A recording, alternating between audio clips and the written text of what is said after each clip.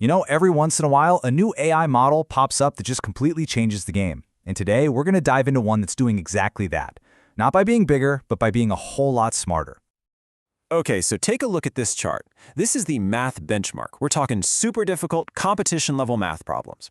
You can see the steady climb from all the open-source models. But then, wow, look at that red star way at the end. That's DeepSeek Math. It's a relatively tiny 7 billion parameter model, and it suddenly just leaps into the same league as the giants, GPT-4 and Gemini Ultra. This is way more than just an improvement, folks. It's a genuine breakthrough. So that leads us to the big question for today's explainer. How in the world did a much smaller open-source model get so good at math that it could actually go toe-to-toe with the biggest names out there?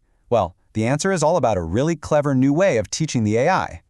To really get what they did, we first have to talk about the final, and I mean final step in training a top-tier AI.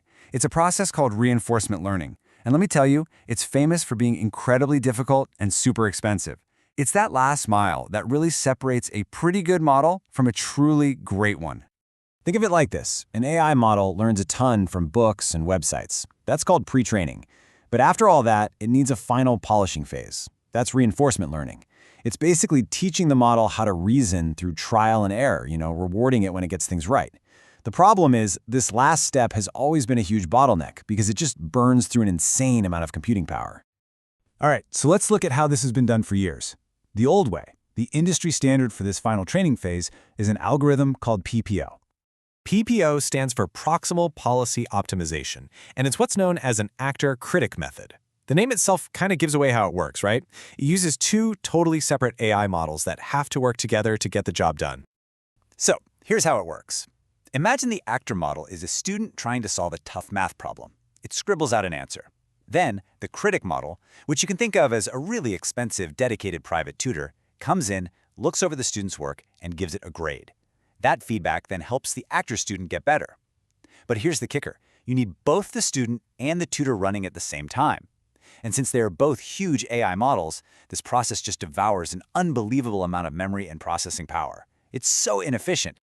And this is exactly where the DeepSeek math team made their big move.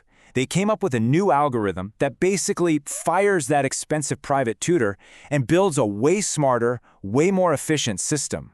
And this right here shows you the key difference perfectly. The old way, PPO, needs two models. The policy model, that's our actor, and the value model, our critic. But the new method, GRPO, only needs one, just the policy model. It completely gets rid of the need for that second critic model. So what is GRPO?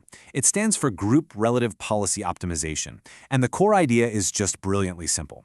Instead of having a whole separate critic model to judge the answers, GRPO just has the main model generate a bunch of answers and then compares them against each other to figure out which one is best. It's kind of like the student learning to grade their own work by seeing all the different ways a problem could be solved. Yeah, the whole process is different. So instead of that one-on-one tutoring session, now it's more like a study group. First, the model generates a bunch of different possible solutions for the same math problem. Then all those solutions get scored and ranked from best to worst. And finally, the model learns by looking at what made the best answers in the group so good. It's this self-improvement loop that is just so much more efficient. The researchers themselves put it perfectly in their paper. By ditching the critic model and just using the group's own scores to figure out what a good answer looks like, they slash the amount of resources you need for this super important training step. It's a game changer. Okay, so that's the theory. A much more efficient algorithm that's like a study group instead of a private tutor. But does it actually work? Well, the results really do speak for themselves. Let's get into the hard numbers. The model before GRPO was applied, which was already pretty well trained, scored a very solid 46.8% on that math benchmark. But after applying this one new algorithm, its score shot up to 51.7%. Now that's a big jump, but let's put it into perspective. That's an almost 5-point jump in absolute accuracy on a benchmark that's filled with brutally hard math problems.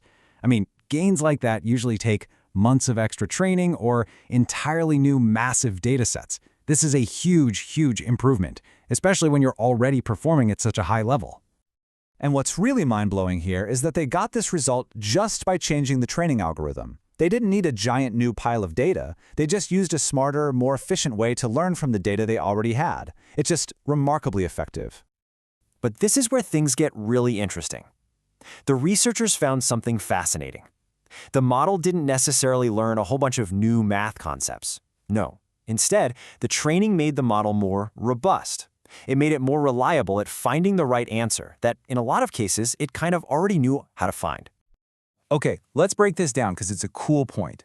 They looked at a metric called PASIT-K, which basically asks, can the model get the right answer at least once if we give it a few tries? And that didn't really change, so its fundamental knowledge was pretty much set. But another metric, MAGIC-K, which measures its reliability, that improved a ton. So think of it this way. The student already knew the material, but GRPO turned them into a better test taker.